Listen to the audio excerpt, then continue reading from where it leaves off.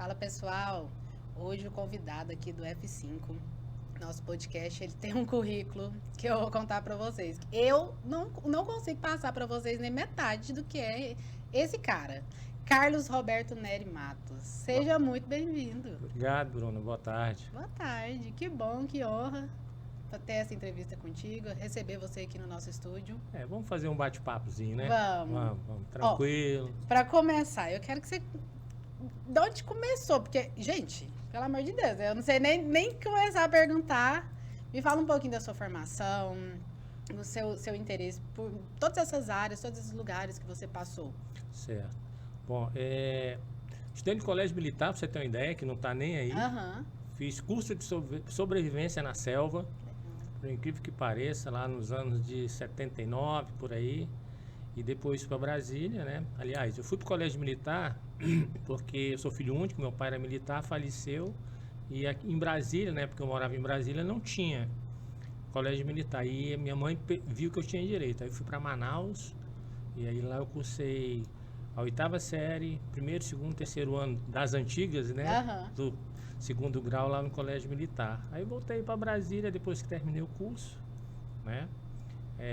Logo em seguida eu passei na Faculdade Católica para administração e logo em seguida passei no primeiro concurso que tinha para agente administrativo do Ministério da Fazenda e de lá para cá vim construindo a minha vida. Então tudo começou ali no Ministério da Fazenda, foi o pontapé. E ali você ficou por quanto tempo? Não, eu me aposentei lá, é? porque depois, mais para frente um pouquinho, eu passei no concurso da carreira de auditoria tributária aduaneira e de lá para cá exerci vários cargos lá dentro do Ministério da Fazenda. Eu trabalhei na escola fazendária, trabalhei na corregedoria da Receita Federal.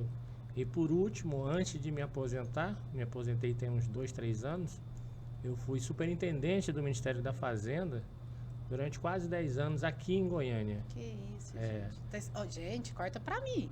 Que honra! Que honra é... Eu não tenho nem roupa, né, pra estar aqui. Que isso. Carlos, Tranquilo. e me conta um pouco mais. Aqui, hoje você trabalha com... Hoje você falou que aposentou e hoje você é colaborador de alguns lugares, né? Eu... Até o ano retrasado, eu fui diretor administrativo da Câmara de Comércio Brasil-Portugal, a sucursal aqui do estado de Goiás. Quando eu me aposentei também, eu montei uma pequena consultoria em parceria com outros amigos, na área de empresas, tributária, né, questões contábeis.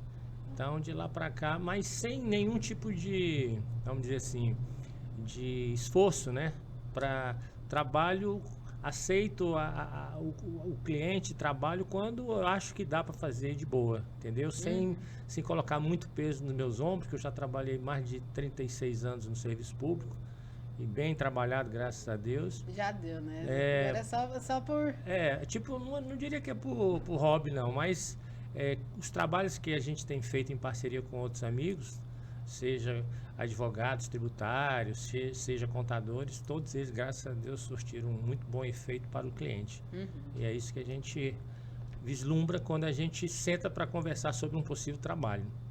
Hoje você também é articulista no Jornal Popular e colaborador do F5 Goiás, exatamente. Né? Tem já uns 4, 5 anos que eu já fui do Popular também, fui articulista do Popular.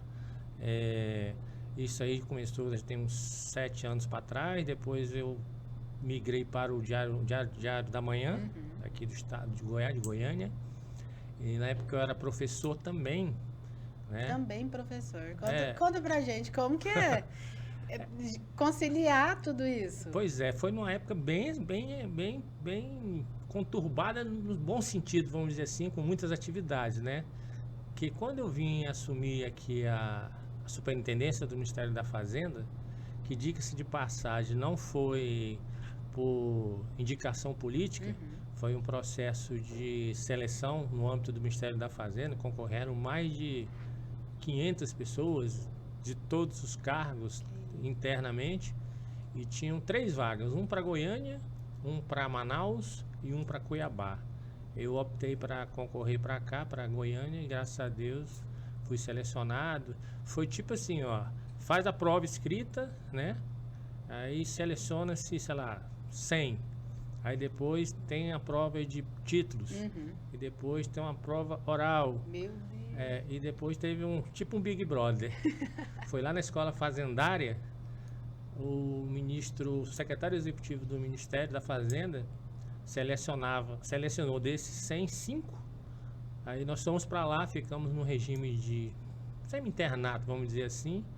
Durante 5 dias a gente participou de vários workshops, de atividades, e tudo isso a gente não sabia, mas a gente estava sendo monitorado.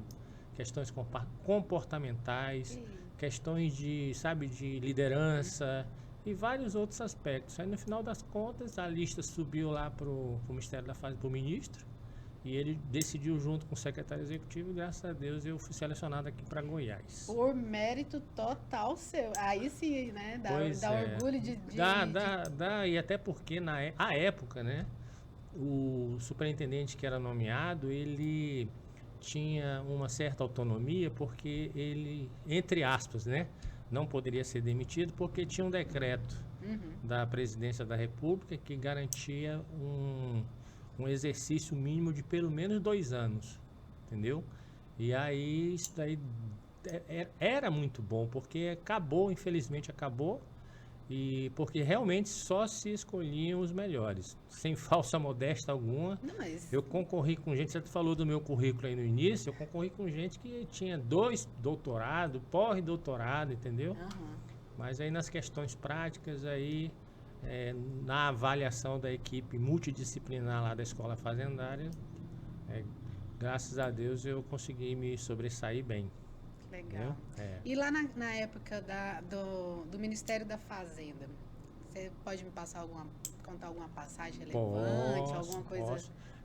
Logo no início, quando eu ainda estava ocupando um cargo lá na Receita Federal, na coordenação de programação e logística, eu era responsável pelo controle e administração do orçamento da Receita Federal como um todo. Meu Deus, que responsabilidade. Eram milhões e milhões de reais na nossa gestão, e claro, nunca sozinho, a gente sempre teve uma equipe muito boa, mas eu lembro bem de uma passagem que estávamos discutindo questões salariais. Na Receita Federal temos 2 cargos lá, de nível superior agora, é o auditor fiscal e o analista, e à época nem era essa nomenclatura, era outra nomenclatura dos cargos. Estava se discutindo, e aquele movimento na entrada do ministério, gente pra caramba e tudo. Aí surgiu uma proposta lá que, sob o meu ponto de vista, ia ser muito prejudicial na divisão da repartição do bolo. Que a gente tinha uma retribuição adicional variável, que parte da arrecadação ia para o órgão, parte da arrecadação era dividida entre os servidores, e aí fizeram uma proposta lá que, à época, eu considerei indecorosa, e eu fui para o carro de som, no meio da manifestação, e entreguei meu cargo. Meu Deus. Entreguei meu cargo, eu falei, olha gente, se eu compactuar com isso daqui, não sou melhor do que ninguém, mas do jeito que está aí, seria uma grande injustiça. Aí entreguei meu cargo, deu aquela confusão, me chamaram lá em cima no gabinete do secretário da Receita, mas tudo correu bem. Mas resolveu? Resolveu assim, né? Eles impuseram o que eles queriam, porque é muito difícil você lutar contra quem está no poder, né? O sistema também, quem tem a caneta, e aquela caneta que pode assinar e fazer o que quiser, mas você também não pode aceitar tudo, sabe? Sem nenhum tipo de consideração, sem nenhum tipo de ponderação sobre as coisas. Afinal de contas, a gente tem voz. Seus princípios, né? Não é? Tem isso também. Era ilegal? Não. Mas não era certo. Entendeu? é tudo que acontece aí na política, a gente vê aí nas administrações públicas, muitas das coisas você olha assim e fala assim, é ilegal? Não. Mas é ético? É moral? Né? Essas questões de aumentos aí que se dão para os políticos, aos próprios gestores públicos, aumentando Até seus próprios salários. Até acúmulo de cargo também, que a gente vê muito, né? Exatamente. Então, assim, então, essas questões aí, eu acho que se a pessoa tiver um bom, não digo nem um elevado espírito público, ela tem que considerar dentro da sua trajetória dentro do serviço público. Porque agora diminuiu um pouco, mas o servidor público tinha aquela pecha, né, de ser aquele cara indolente, preguiçoso, que não quer nada, que procrastina as coisas, entendeu?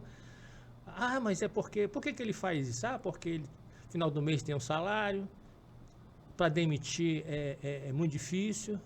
Isso aí é um outro mito que eu vou falar com você sobre o período que eu trabalhei na corregedoria.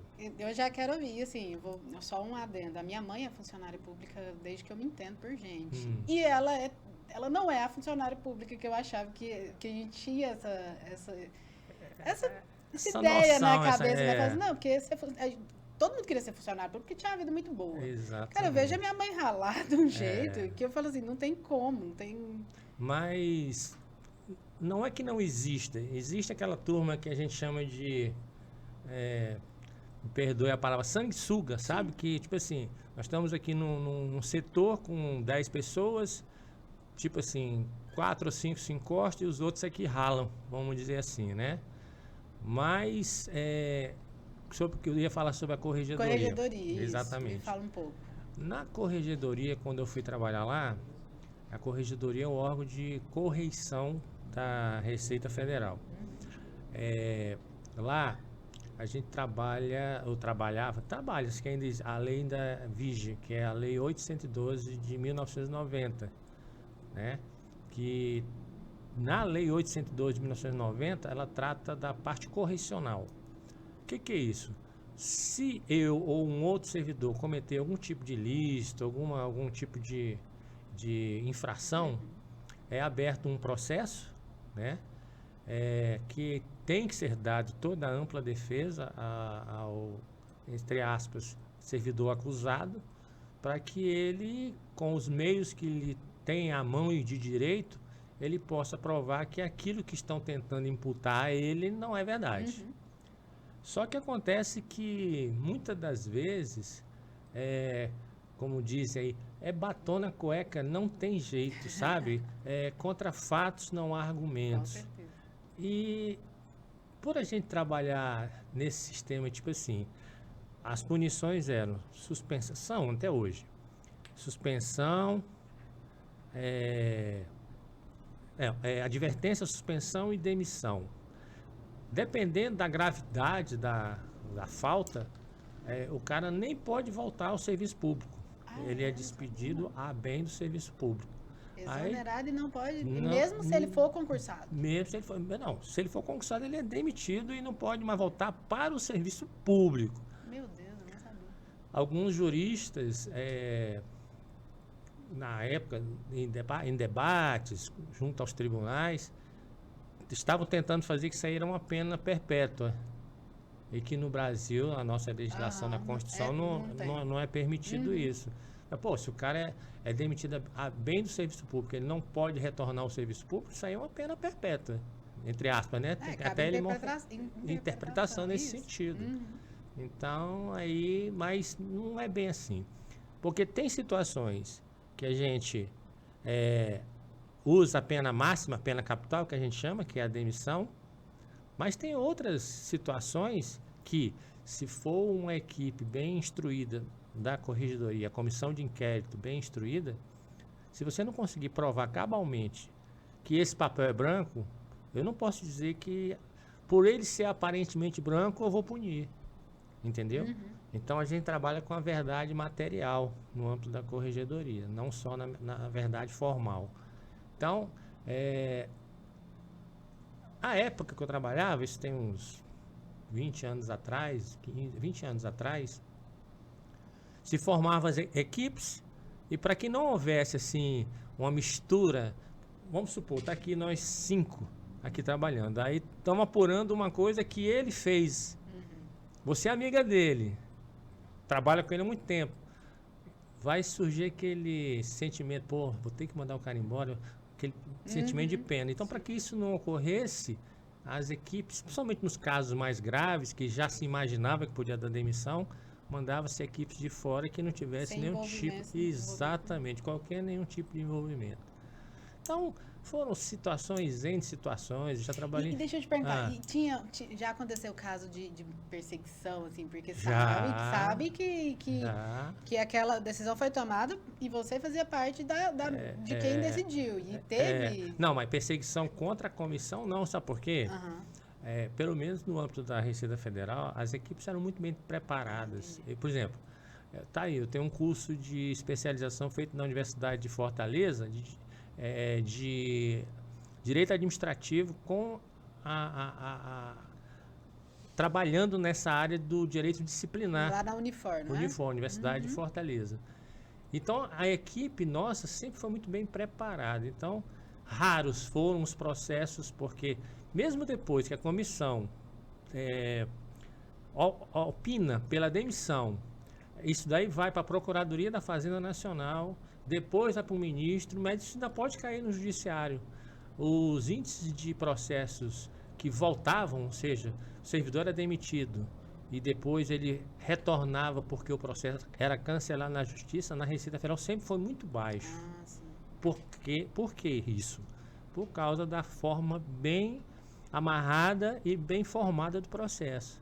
O que acontece muito é que, às vezes, em outros órgãos, os processos não eram muito bem informados e formados e caíam na justiça, aí o pessoal, pô, mas é pizza, que negócio, né? Sempre acaba em pizza, mas a nossa corregedoria, não é nem com orgulho que eu falo isso, sabe? Na época que eu trabalhava lá, era muito legalista e muito justa. Se era para realmente punir porque o cara cometeu algum ilícito, era punido. Tem esse negócio. E, Carlos, como que funciona assim? É uma denúncia? São denúncias anônimas? Tem Ou o cara dá aquela escorregada mesmo, que assim, é visível que ele está fazendo uma coisa muito errada? Tem de tudo.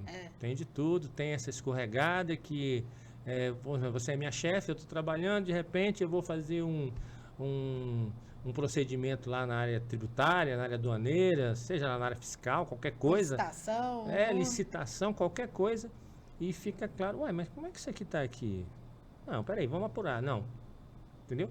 Ó, pra você ter uma ideia, teve situações que o servidor, a sensação de impunidade era tão grande que o servidor depositava a propina na própria conta. Ah, meu Deus, aí não.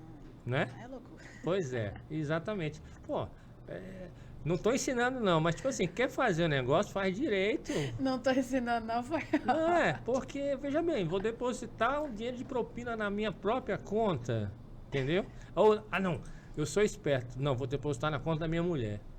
Parece que subestima a inteligência, Exatamente. né? De certa forma subestima a inteligência, mas não é possível que essa pessoa não tá entendendo que... Mas acontecia muito de passar, sabia?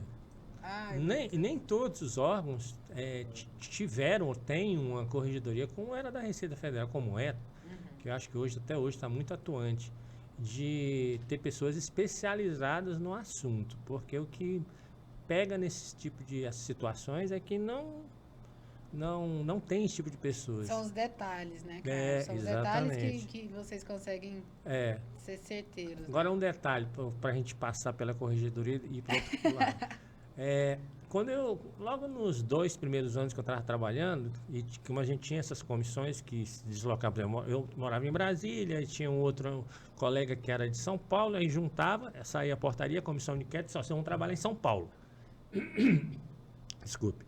Vamos trabalhar em São Paulo. E aqui em Goiânia foi um dos lugares que eu mais trabalhei. E uma vez um colega falou assim: nossa, que ridículo, um colega como é que chama? Perseguindo o outro. Aí eu fiquei com aquilo na cabeça, sabe? Pô, mas ninguém está perseguindo, nós estamos dando toda a chance para o cara se defender. Aí nós tivemos uma reunião com um corregedor, que inclusive já é falecido.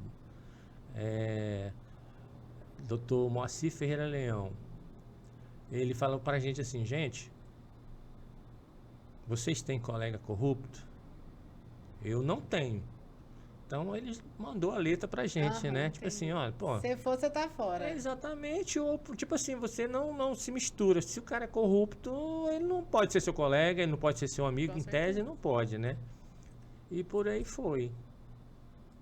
Que legal. Nossa, mas deve ser situação demais. Essa você Não, tá lembrando não, de tem contar, né? várias, tem várias situações. Eu lembro ver se essa pessoa pode ser uma pessoa, vamos supor, entre aspas, de boa. Uma vez nós fomos fazer uma comissão de inquérito lá no sul do país. Depois eu vou lembrar o nome da cidade. Na semana passada, o servidor que ia ser investigado foi encontrado pela polícia dentro do porta-malas de um carro, já pronto para ele tocar fogo nele. Meu Deus. Será que ele era gente Ah, boa? não, dormindo, né? Não. Será que ele era gente boa? Você não passa por isso, eu não passo por isso. Então, a gente fala assim, pô, gente, é que nem você vê que se vem se passando aí no nosso país já há muito tempo. Jamais que vão encontrar dólar na minha cueca, nem dentro de caixa de sapato, nem nada, porque quem quer fazer uma transação honesta faz pelos meios legais honestos, não é? Não é por vias tortuosas. Aí fala, não, mas é porque eu não tinha outra condição de trazer esse dinheiro. Pelo amor de Deus. Ou então é aquele assim, todo mundo faz, ou então, esse dinheiro não é de ninguém. Eu sou só o portador, não sei o quê, sabe? São coisas que não tem muito cabimento. E também teve situações que a gente salvou a pele da pessoa. Por exemplo, eu fui numa comissão lá em Corumbá, que o chefe da colega lá, essa eu posso chamar de colega, que ela não tinha nada, fez uma representação, que a gente chama da denúncia, né? Mas essa escrita, né? E assinada, que é anônima, é aquela que não tem... É apócrifa, né? Sem assinatura, sem identificação do acusador. Aí chegamos lá, tava lá a acusação, né? Que a servidora faltava demais ao serviço, não sei o quê, e que não estava prestando seu serviço a contento e tal, e que por isso essa seria uma pena de suspensão, não seria de demissão. Aí você chega lá, começa a apurar. Sabe o que a gente descobriu? Que a servidora, ou melhor, que o chefe dela tentou cantá-la. Ela não aceitou e ele começou, entre aspas, a persegui-la. Entendeu? Procurar motivo, né? Aí, por quê? Como é que a pessoa diz que ela não frequenta, falta, aí você pede a folha de ponto, de presença, tá tudo ok, sem nenhuma falta. A avaliação, que na época tinha uma avaliação que o chefe fazia também, estava na pontuação máxima. Então, logo a gente já descobre... Pode saber que tem alguma coisa, né? É? Só observar. Então, são N situações aí que acontecem. Por exemplo, você vê o nível de que a gente trabalha em cima das constatações reais. Uma vez eu fui num processo lá no Rio de Janeiro e a comissão, normalmente são 3. É o presidente da comissão e mais 2 membros. E a gente tem a votação e tudo, e tem as nossas discussões, as nossas avaliações. E uma vez, eu não era nem presidente da comissão, o presidente e o outro, que a gente chama de vogal, foram pela demissão da servidora, né?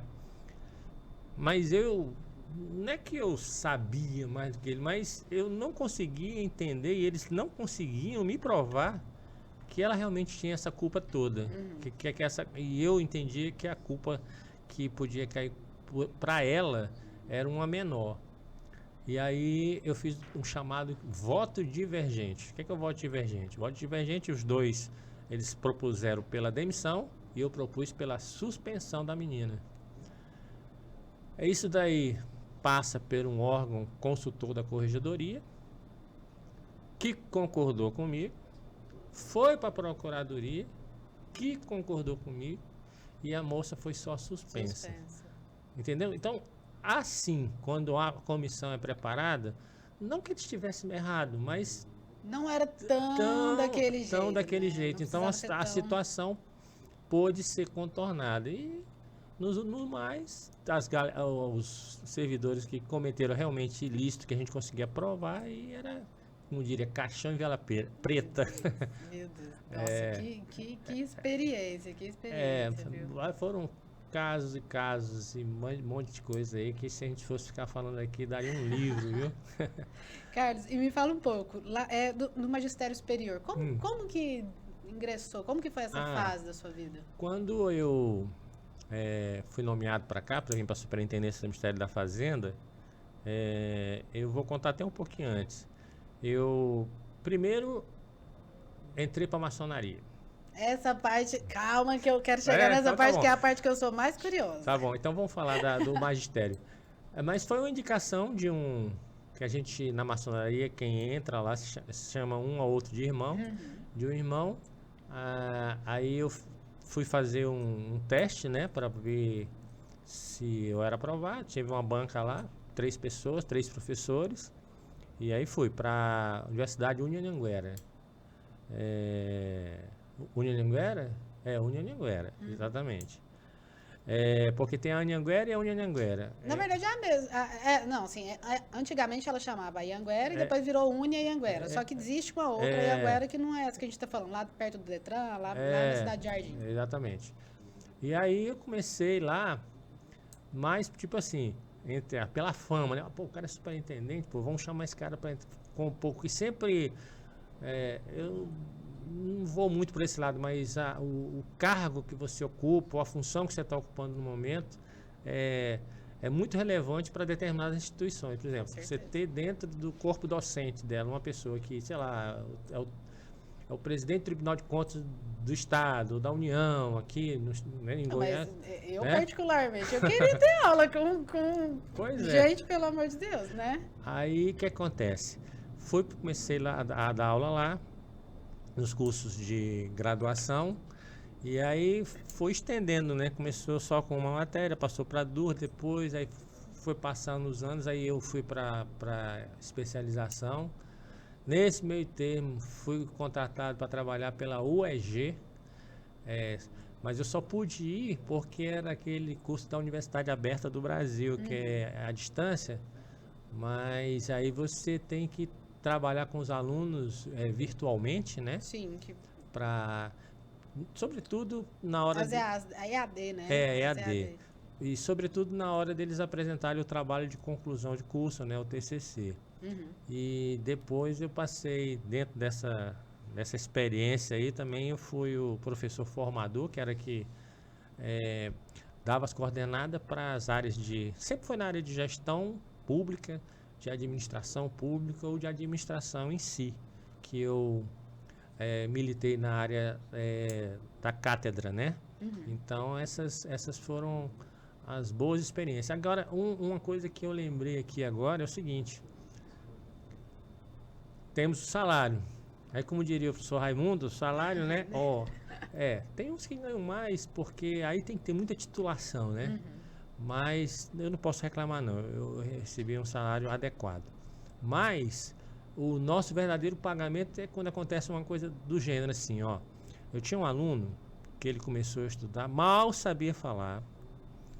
Assim, na hora dos intervalos, ele me contando a história dele, ele trabalhava na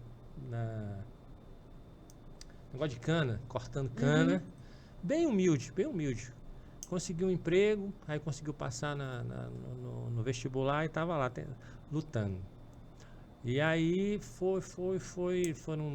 e esse curso que eu estava dando não era o curso de 4 anos, não, eram 2. É o técnico, chama. Tecnológico, exatamente, que estamos vendo. De 2 anos. E aí a gente sempre conversava e tudo. E aí passou ali na marra, mas, sabe, ralando. Não era um daqueles que ele preferia tirar 5 sem colar do que 8 com colando. Ele queria aprender de verdade. Mas aí, encurtando a conversa, esse tecnológico ele fez, passou. Aí no dia da formatura dele, lá, formatura simples, lá dentro do auditório, terminou, ele veio falar comigo, professor, o que que o senhor me aconselha e tudo e tal? Eu queria progredir um pouco mais e tal. Eu falei assim, olha, procura fazer um curso de português, que você está precisando, né? Não ensina português ali, né? Depois a gente conversava coloquialmente lá. E faz um curso de português e procura melhorar aí a sua forma de falar, essas coisas todas, que as coisas vão melhorar. 3 anos depois, eu dando um curso lá de especialização, encontro ele lá na faculdade. Professor, vem cá, me deu um abraço. Que legal. Falou o seguinte, adivinha o que é que eu estou fazendo aqui? Eu falei, não sei. Eu estou já no 2º ano de Direito. Ah. 2º ano de Direito. Que orgulho. Falando já assim, tranquilamente, né? E, pô, isso aí não tem pagamento, não. Isso aí é coisa que a gente leva pro resto da vida, entendeu? Hoje mesmo, eu ainda mantenho contato com um ex-aluno lá também, que o cara agora já está não, ele já tinha melhores condições, mas que hoje ele faz parte de um escritório de advocacia aqui em Goiânia, entendeu? Ele faz questão de dizer que eu faço parte da história acho dele. Que eu acho que a melhor parte disso de ensinar, né, é as histórias que você constrói. Exatamente. Assim, o crescimento, né, das pessoas. Exatamente. Eu até quase me emocionei. Que legal, tá vendo, gente? Porque é muito prazeroso, não tenha dúvida, não tenha dúvida. É bom ter o seu saláriozinho lá no final do mês, tranquilo, mas essas coisas que advêm, sabe? Quando você consegue entrar na sala sem aquele cunho capitalista, mercenário, você quer ajudar a pessoa, se a pessoa quiser ser ajudada, para mim foi o que eu tive de melhor.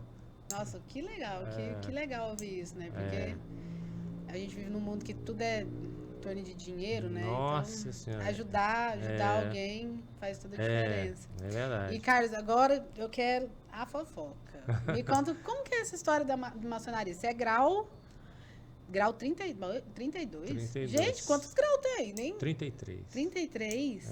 Agora dia 13 de maio vou ser investido no grau 33. Me conta, e quando foi? Aí você Pois é. Até sentar melhor aqui. Deixa eu te falar. Quando eu vim para cá, para Goiânia, que eu assumi a superintendência, eu tinha um funcionário que eu não sabia que ele era maçom. E um dos objetivos maiores que eu tinha eu vou dar um passo atrás, depois eu volto na maçonaria. Um dos objetivos que eu tinha era terminar uma obra pública que estava embargada.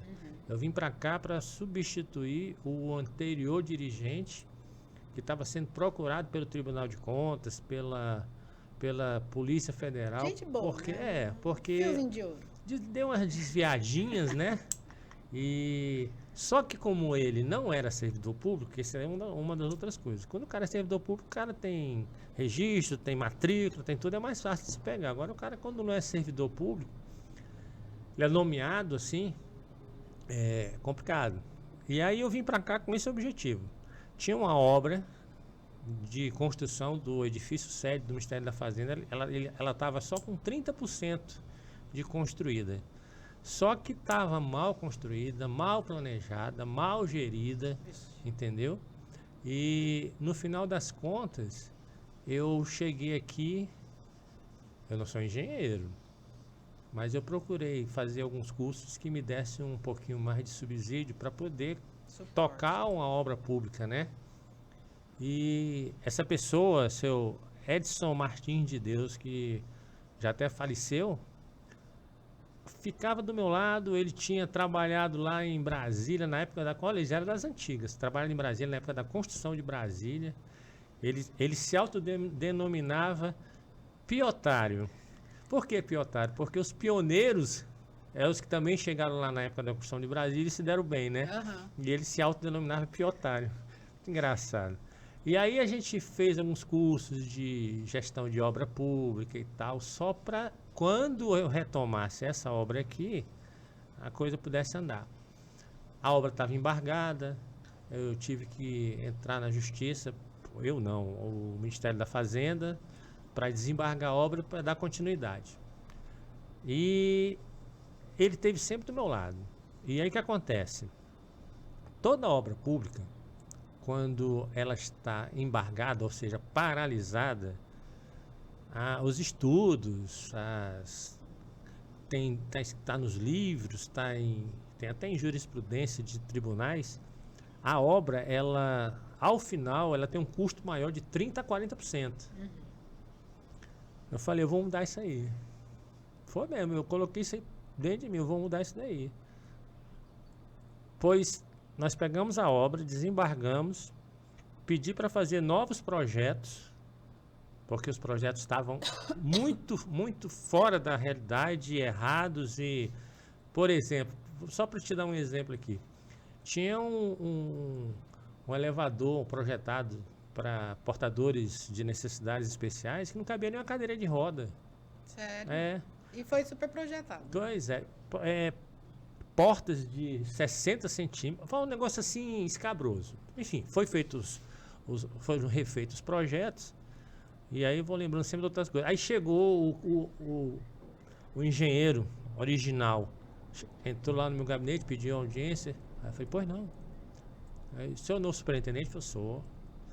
O senhor vai refazer? Eu falei, vou. Essa é a minha missão. E o senhor não vai me recontratar? Aí eu falei, por que eu lhe recontrataria? Não, porque se o senhor mudar aí as características do projeto original, eu vou processar o senhor. Assim mesmo. Aí eu falei, você pode processar, porque já foi feito novos projetos e eu vou só te mostrar um que você fez, que aí eu falei, mostrei lá.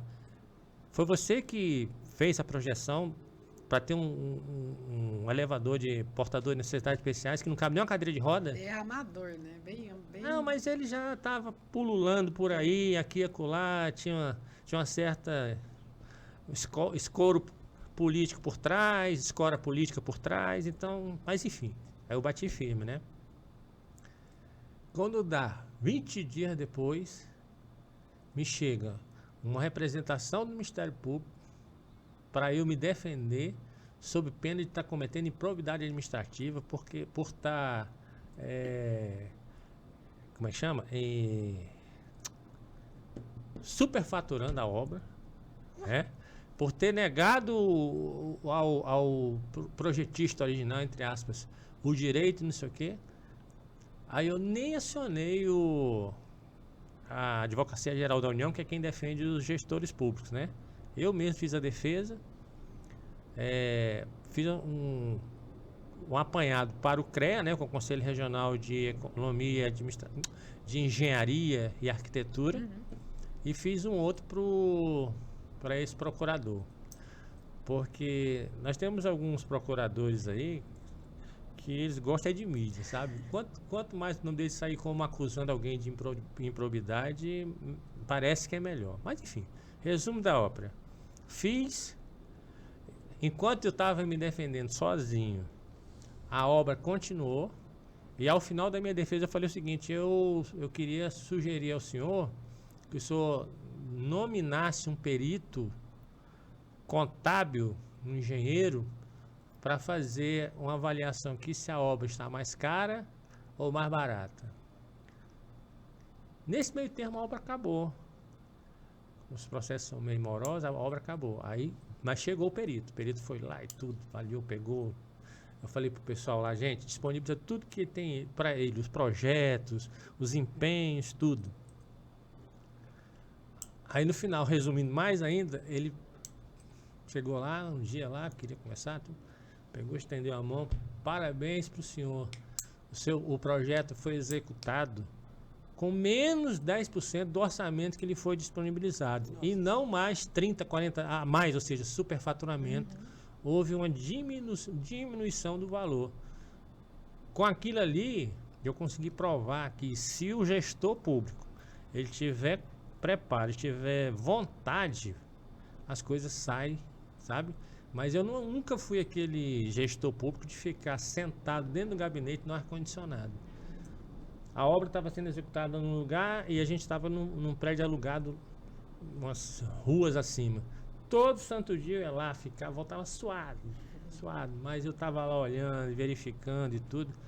Várias decisões que a gente teve durante o decorrer da obra foram bem feitas porque eu estava vendo, entendeu? Não só acreditava Acompanhava mesmo. na fiscalização que estava sendo feita. E a par disso tinha a fiscalização de obra que eu contratei, tinha um fiscal de contrato que era do serviço público.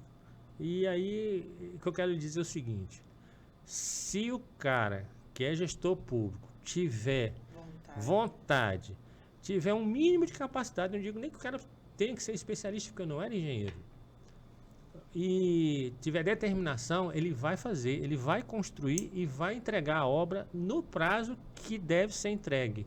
Ou seja, essa obra pública, ela era para terminar em 3 anos, ela foi terminada em 2 anos e num custo menor do que deveria, entendeu? E nem pegou aquela margem que já estava prevista que ia passar, né? Pois é, porque todo mundo fala, né? A obra, sempre obra pública, principalmente aquela que foi embargada, ela tem esse custo adicional no final. Mas para isso não acontecer, vou te dar um exemplo. O projeto inicial lá da superintendência era ter toda a fachada de tijolo de vidro, entendeu? Eu falei se é necessário, discutimos lá com a equipe, discutimos com o pessoal lá da empreiteira.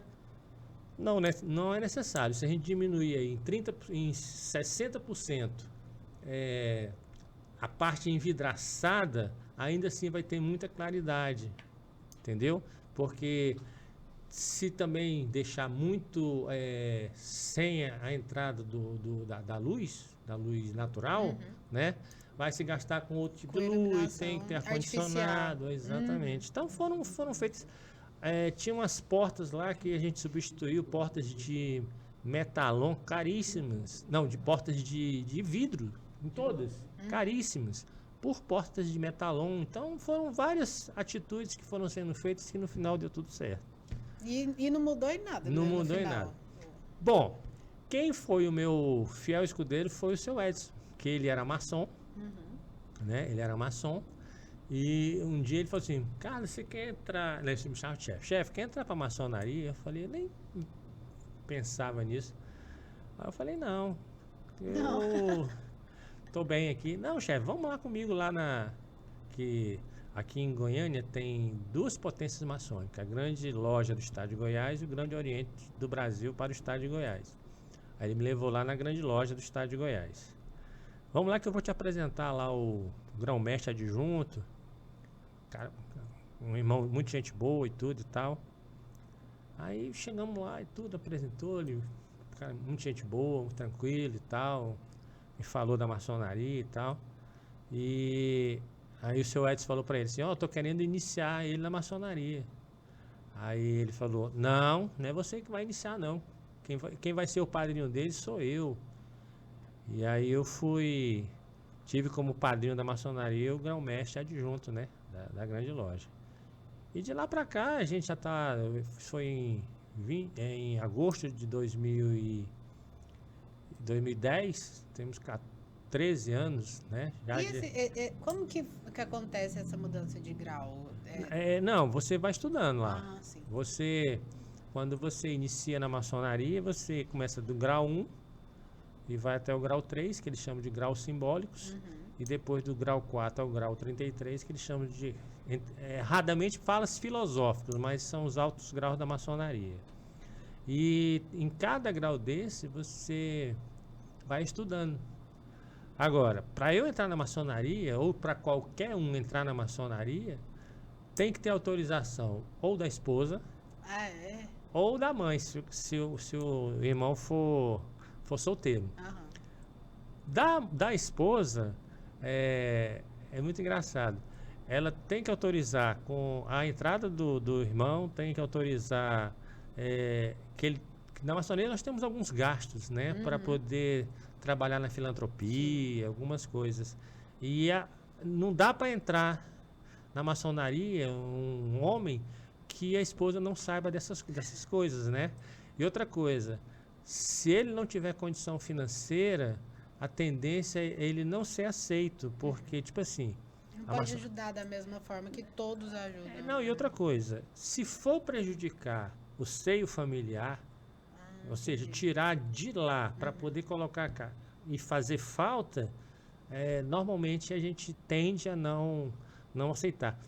Na maçonaria só tem gente rica? Não. Na maçonaria nós temos todos os tipos de gente lá. Temos médicos, engenheiros, temos comerciantes, temos funcionários públicos, temos comerciários, temos tudo, entendeu? E uma coisa muito importante, que eu sempre, quando eu tenho oportunidade, eu falo, a maçonaria não aceita pessoas que não têm uma religião. Legal. A gente, para quem não conhece, né, fala, pô, maçonaria é coisa do capeta, aquelas coisas todas lá. Teoria é o que mais tem, né? Coisa do capeta, que não é assim, que não sei o que e tal. A minha mãe não tinha assim, mas minha mãe é muito católica, e já de idade, né? Quando eu entrei, eu tinha 40 e poucos anos. E ela falou assim, meu filho, não vai se meter com isso não, isso é coisa... Aí eu falei, mãe, a senhora vai lá no dia da minha iniciação, a senhora vai lá que a senhora vai ver. Porque tem o processo da iniciação, que é as questões ritualísticas que só os homens fazem lá dentro do que chama templo. E depois tem uma sessão aberta aos familiares e tudo. Aí quando a minha mãe entrou lá, olhou assim... Você já foi no templo maçônico? Pois é. Nunca foi. Morro de curiosidade, porque... Então não vou contar. Ah, não. Porque tem umas situações que são bom, num templo maçônico eu posso te falar o seguinte. Quando você entra lá, você se sente no meio do universo, porque a abóbora celeste que é projetada Que legal. do teto do templo, né? E cada coisa tem um simbolismo, o lugar da lua, o lugar do sol, entendeu? Cada um representa um determinado tipo de coisa. E a maçonaria ela remonta antes lá da época dos egípcios, dos fenícios, dos mesopotâmios, e vem nessa evolução até agora. Então tem muita influência, sabe, das questões egípcias, entendeu? Das questões lá do Oriente Médio. Então, quando você vai mudando de grau, você vai conhecendo isso daí. Né? Mas o mais importante, acho que deixar registrado, é que não se cultua, em hipótese alguma, capeta, seja lá, bebe sangue do bode. Esse negócio do bode foi invenção. É o pior, né? É invenção. Isso daí é coisa das antigas, que na época, para evitar a curiosidade das pessoas... Aí inventaram esse negócio do bode, que tinha um bode vigiando na entrada dos templos, não sei o que, para ninguém se aproximar, entendeu? Mas isso daí é fora de... só folclore, vamos dizer assim. Os próprios dirigentes atuais falam, gente, vocês parem com essa história de falar de bode, que isso daí, sabe, só complica a nossa vida. E aí quando minha mãe entrou no templo maçônico, a primeira coisa que ela viu, e tem realmente uma Bíblia sagrada, a gente não começa uma sessão sem ler alguns salmos, entendeu? E o mais importante, não se discute religião. Lá tem pastor, evangélico, tem... Não se discute religião. Não se discute religião.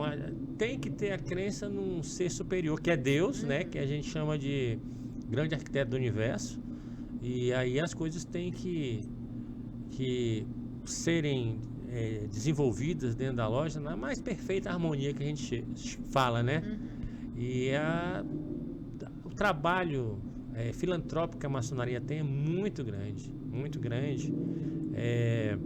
Já teve locais, cidades pelo Brasil aí, que houve um movimento para se fechar as lojas maçônicas. E o pessoal não sabia. Aí numa cidade veio o padre, né, o padre da paróquia, e em outra cidade veio o pastor, que a cidade era percentualmente tinha muito mais evangélicos. Olha, se fechar a maçonaria, a gente não tem condição de manter os nossos projetos sociais, porque é a maçonaria que sustenta. Eles pedem para não falar, mas eu estou falando porque vocês estão cometendo um absurdo.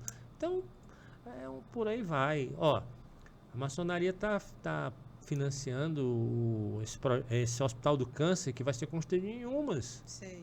Entendeu? Aham. É uma parceria público-privada e a maçonaria tá injetando também dinheiro lá, na medida do possível, para poder ajudar. Tem um Hospital do Câncer lá de Barretos, que também é E maçonaria. assim, é uma política interna de vocês não divulgar tanto, né? O que eu acho que é uma bobeira. Eu também Porque acho. se divulgasse, não tinha Eu concordo. tanta conversa errada Eu, por trás, concor- né? eu concordo plenamente com você. Eu já sou, apesar de já ser das antigas, mas eu tenho um viés muito mais para a modernidade. As questões de lá que fala, ó, que a mão esquerda não faça o que a mão direita, entendeu? Aquelas coisas assim. Aí a gente perde de tornar público ações que nos facilitar uma melhor aceitação, entendeu? Mas são muitas, Eu penso assim, são muitas. não é divulgar para se Não, mostrar, exato, não é para se mostrar, exato. mas é para desmitificar tudo Exato. isso que vem sendo construído ao É, longo da história, né? Porque é. eu, como leiga, você viu na hora que eu falei assim, eu tenho curiosidades. Você, Mas claro que eu não vou ser importuna de perguntar coisas que não me cabem saber. Mas eu acredito sim que vocês tinham que pensar uma outra forma de rever essa política. Não de uma forma para aparecer, mas para desmitificar. Deixar as pessoas que são leigas mesmo, mas é uma pergunta que normalmente as pessoas fazem. A maçonaria é secreta? Não, a maçonaria hoje ela é discreta. Discreta. O que se faz lá dentro das sessões maçônicas tem um ritual, sim. Mas não é ritual maçônico, não. É uma sequência de procedimentos que tem que ser feitos. Na sessão de grau 1 é de um jeito, na sessão de grau 2 é outro jeito, na sessão de grau 3 é outro jeito. Entendeu? E a forma como a gente lida com isso está muito tranquilo agora. Com as redes sociais, boa parte da maçonaria, principalmente nas grandes lojas, Grande Oriente, já existe um site, e lá são colocadas os eventos que são feitos, as filantropias, entendeu? Que a gente tem atuado, mas falta ainda, principalmente o pessoal mais das antigas, ter essa disposição de tornar mais clara, mais objetivo o que é que a gente faz, entendeu? Não precisa contar os procedimentos internos, mas essas atuações assim, uma vez ou outra, não é andar colocando com a bandeira falando, ó, eu não sei o fiz que, não isso. sei o que, não sei o que, não sei o que. Mas tipo assim, vai participar de contribuição de algum tipo de construção de de um hospital, de alguma escola. Ó, outro dia um irmão estava falando que cedeu o terreno que era dele, como maçom, para a construção de uma escola pública. Isso ninguém sabe, Ninguém só, sabe. entendeu? Então, algumas coisas sim, eu acho que devem ser realmente repensadas para essa galera mais nova que está entrando lá na maçonaria, para que a gente mude um pouco aí E ainda assim, hoje é muito procurado para entrar a maçonaria? Ou Não, você acha que teve um. Não, porque aí você falou uma coisa que não acontece. Não adianta eu ir. Vamos supor, se eu sou maçom e você é maçom, vamos supor, colocando você, eu não vou até você e falar assim, eu quero entrar na maçonaria. A gente é convidado, Entendi. entendeu? E a gente é convidado E você pode convidar qualquer pessoa? qualquer. Assim, É. que você acha que encaixe, Que encaixe em todos no perfil. Os... Exatamente. Outra coisa, para entrar lá, a pessoa tem que apresentar certidão negativa de criminal, civil, entendeu? Quase uma aposta. Quase. E aí, afinal de contas, nós estamos trazendo para dentro do Dentro da seio sua da maçonaria e vamos receber, que às vezes tem muitos casos a gente receber irmãos em nossas casas, pessoas que, entre aspas, a gente tenta trazer pessoas ilibadas. Todos são bons? Não. Tem gente que entra só para poder dizer que entrou e depois se torna aí entre aspas, um mau homem e um mau maçom. E a gente também tem processo de expulsão também, entendeu? Tem alguns casos de políticos famosos aí que saíram ou foram expulsos. Um deles Vou foi... contar a fofoca, conta a Um fofoca. deles foi o ex-presidente Ah, é mesmo? Temer. É mesmo? É, ele Eu era não sabia. maçom, entendeu? E foi expulso. Foi expulso, assim, né? Ele pediu pra sair, porque quando a pessoa vê que E a pessoa pode.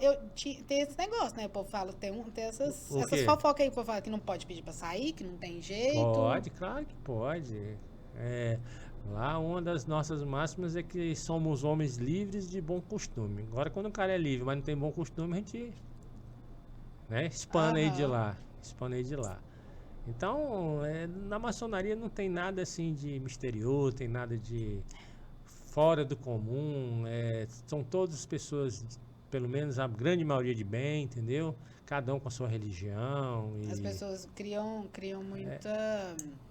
muita curiosidade no que não é conhecido, né? Assim, tudo que não é conhecido É gera isso. curiosidade, gera isso. É. Valeu, produção.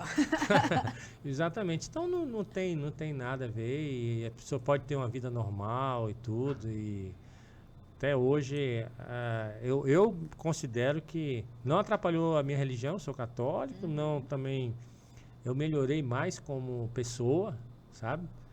É, lá nós temos ferramentas seculares e atuais que nos ajudam a sermos pessoas melhores. E aí vai de cada um, né? Querer aceitar aquilo e é sempre estudo. Você falou como é que passa de um grau para outro? Sempre estudo. Sempre estudo. Por exemplo, na época que eu fui iniciado na maçonaria, eu estava como superintendente. E uma outra coisa que eu também queria falar é quando eu cheguei aqui na superintendência, independentemente da maçonaria, mas por questões de pensamento, de posicionamento da minha parte. Para você gerir um órgão público, não dá para você, o pessoal fala, não dá para você pôr um médico, não dá para você pôr uma pessoa, um engenheiro até que ainda vai, mas não dá para você pôr pessoas que não têm prática e nem experiência e nem estudo Gestão, né? em gestão. Eu até fiz uma pequena anotação aqui, ó. Desde que, e é uma coisa recente, ó, de 1903 até 1960, que se começou a estudar a administração como ciência, né? Então, técnicas e procedimentos tem demais, mas se você não souber como colocá-las em prática, nada funciona. Quando eu assumi aí a superintendência, tava uma confusão danada porque o anterior, né, como eu te falei, estava sendo procurado, foi exonerado do cargo e tava uma nau sem rumo, né, um barco sem rumo. E aí, quando eu cheguei, todo mundo com o pé atrás, aquela confusão, e eu falei assim, ó, mas vocês sabem que eu não sou nomeação política não, né? Eu passei por um processo seletivo. Então eu não estou aqui para acobertar, não estou aqui para ser pau-mandado de ninguém. E aí eu fui tentando compreender aquele sistema lá, como é que era, mas estava confusão, fulano falava com Beltrano, a produção estava lá embaixo, e aí eu falei, gente, eu vou fazer um negócio aqui. Tudo dentro dessas técnicas que eu aprendi durante os anos no estudo da administração. Chamei um a um no meu gabinete lá, preenchi um formulário e falei assim, ó, eu vou fazer com vocês, ou com você, cada um individualmente, uma série de perguntas, mas até eu sair daqui ninguém vai ficar sabendo disso. Ninguém. E se alguém souber, você pode vir aqui e traz essa pessoa que eu peço exoneração do cargo. Meu Deus. Eu tinha que criar um vínculo de confiança, sabe? E assim foi, ninguém nunca soube, mas resumindo o que é que eu fiz. Eu te chamava lá, aí eu perguntava, você está satisfeita no setor que você trabalha? Aí a pessoa respondia, você se considera treinada suficientemente para fazer o que você faz? Tá, não sei o quê. Você se sente bem onde você está? Eu fiz até uma pergunta de cunho familiar. Como está a estrutura familiar? Olha, eu descobri gente que tinha mãe doente, estado terminal, e a pessoa ia trabalhar na marra. Descobri que tinha gente que queria matar o outro, assim, no bom sentido, né? Eu odeio aquela fulana. Isso entre homens, não é só entre mulheres, não. Entre homens também, e tudo. E com o passar de um tempinho, eu comecei devagarinho, tirava você daqui, colocava você ali, fui mexendo lá os bonecos. E depois de 3 anos foi desde quando eu assumi, a nossa superintendência passou eram 25 superintendências, passou era a 20ª para a 8ª.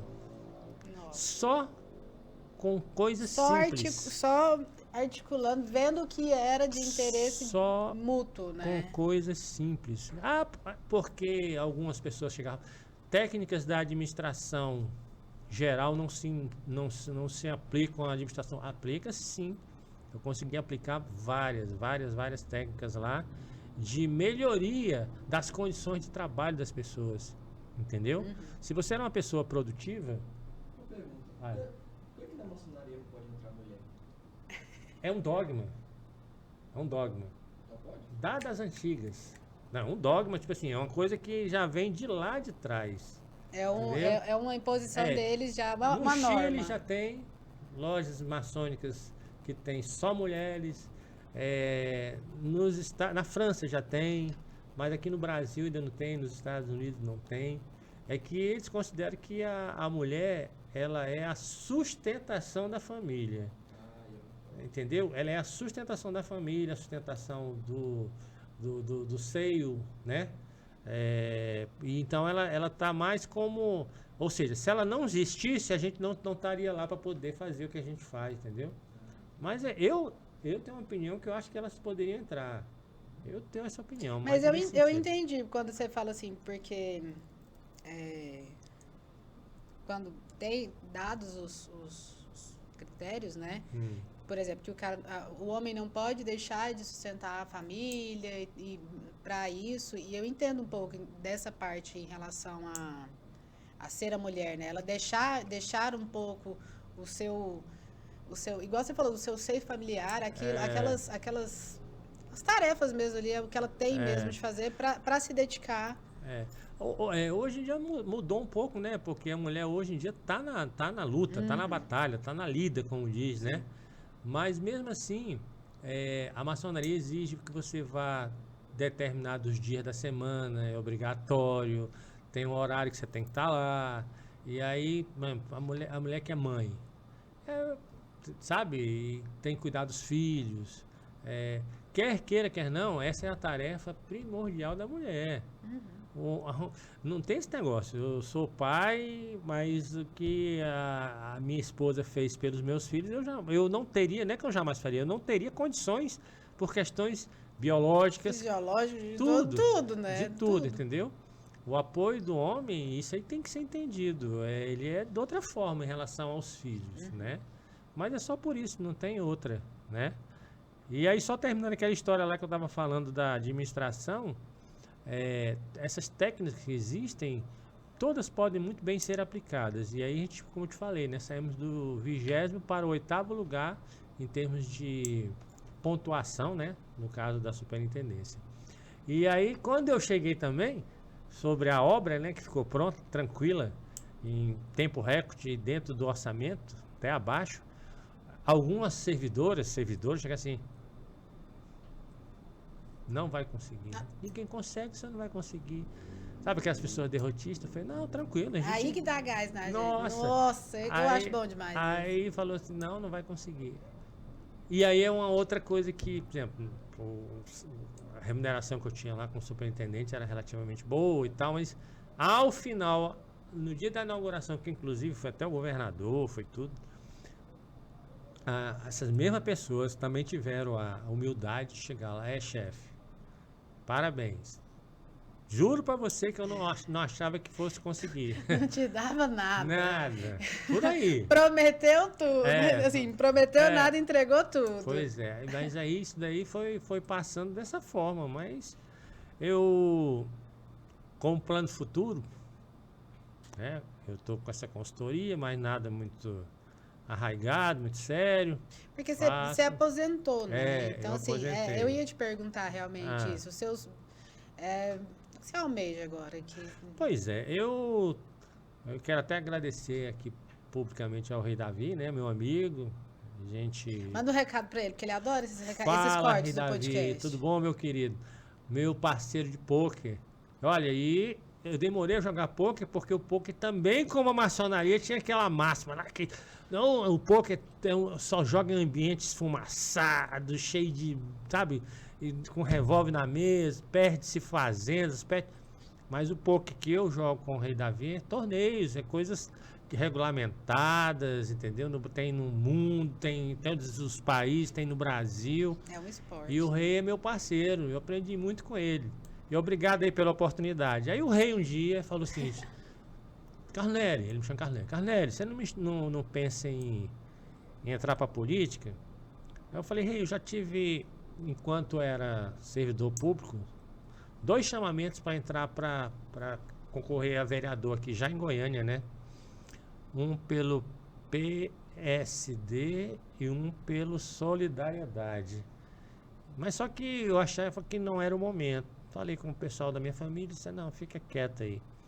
Mas agora, ele falou assim, olha, agora com as mídias sociais aí, a gente pode fazer um bom projeto para você concorrer a vereador, caso você queira. Falei, Rei, política sabe como é que é, né? O cara tem que ter... que nem o cara vai sair pra beber, tem que tomar uns engove antes, né? Pra poder segurar a onda, né? Tem que... Política você tem que entrar sabendo. Tem que entrar sabendo. E aí eu já escutei muitos, e a gente também você já deve ter ouvido dizer, aquela questão. Por isso que a política tá assim. Quem tem condição de ajudar, se omite, não entra, não quer dar a sua parcela de contribuição. Mas é dureza. Mas eu estou pensando seriamente em... Se tem uma coisa que eu posso te falar, que o Rei nunca perdeu uma campanha. Isso aí... ele me contou aí a história do... Nem vou falar. Por aí nós vamos, Eu conheci o Rei no início de uma campanha política.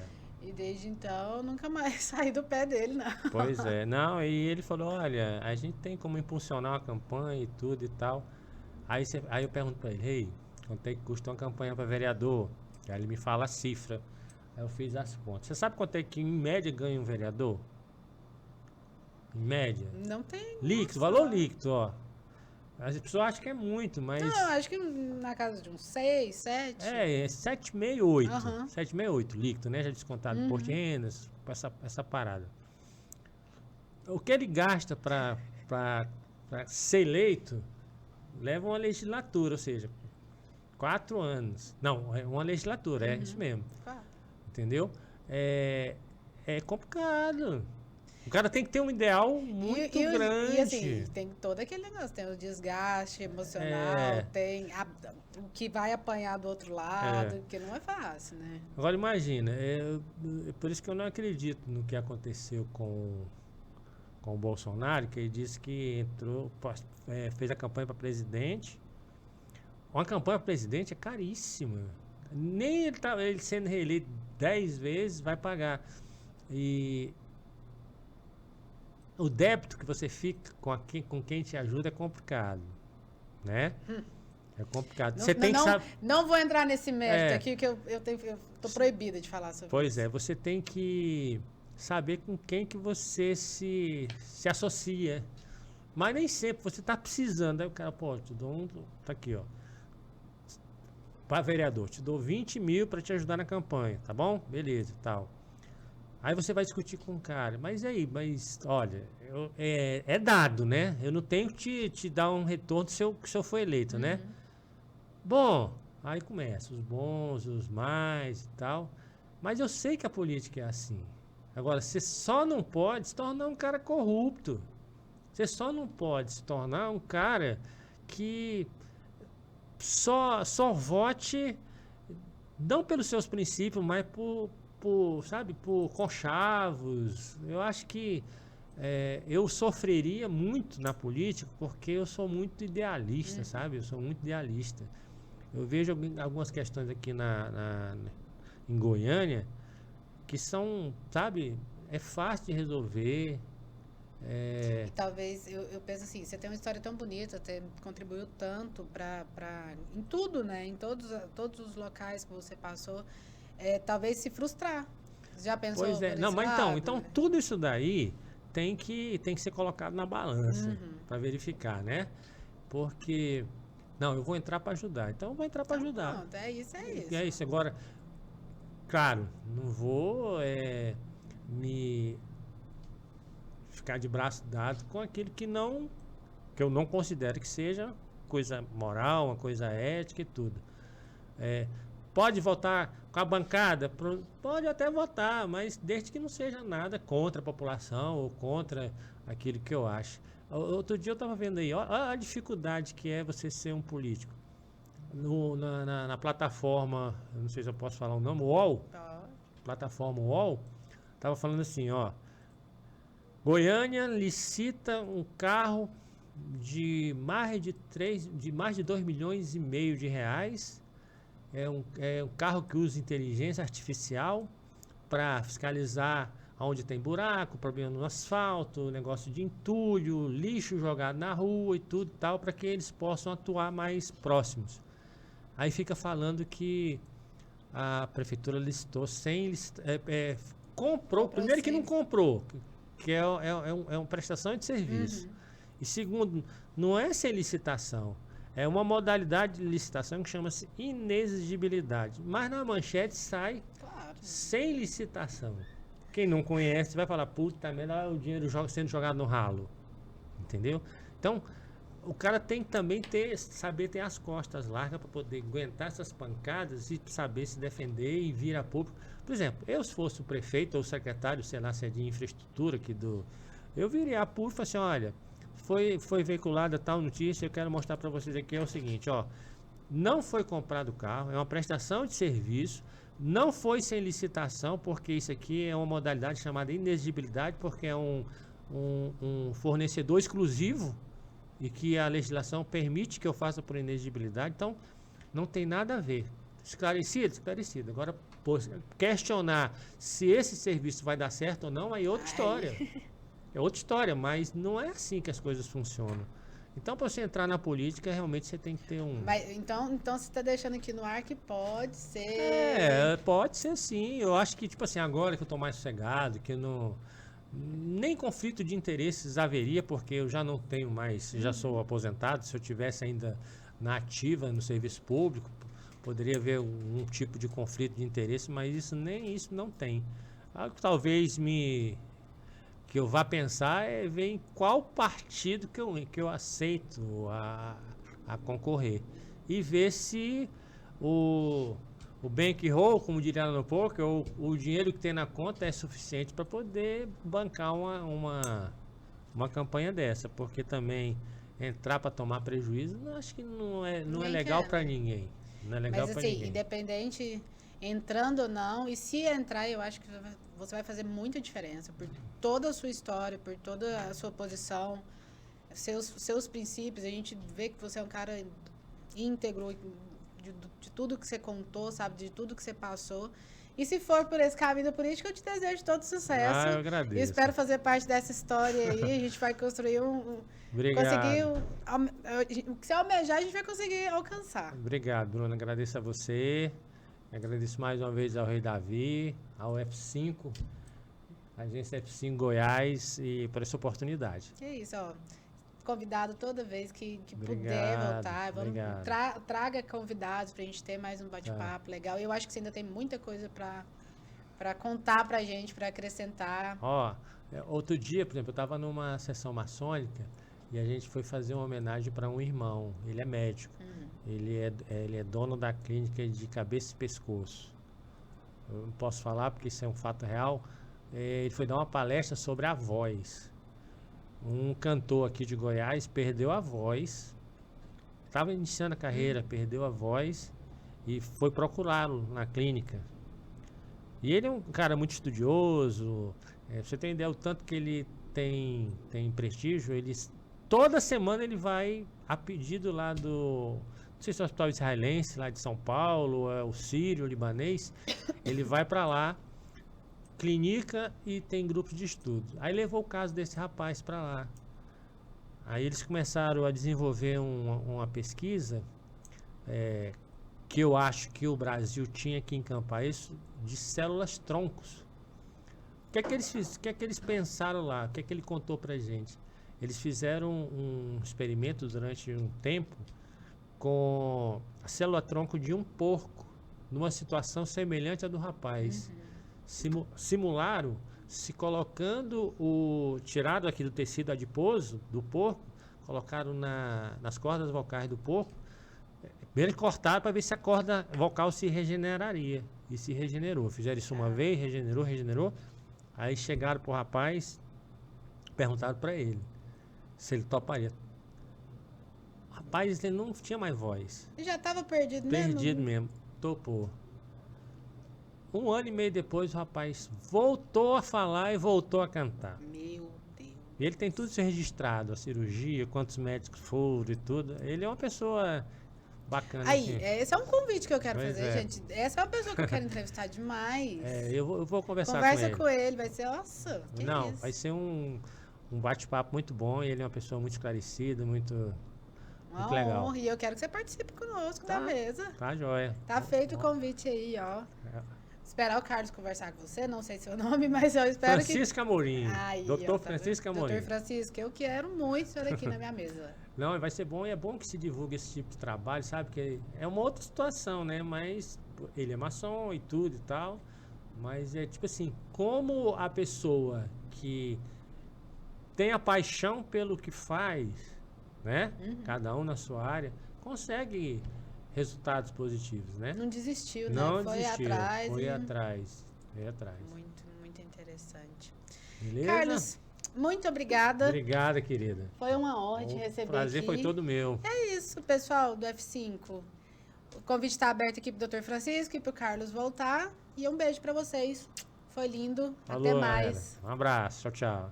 Muito obrigada, Carlos. Foi Eu que ótimo.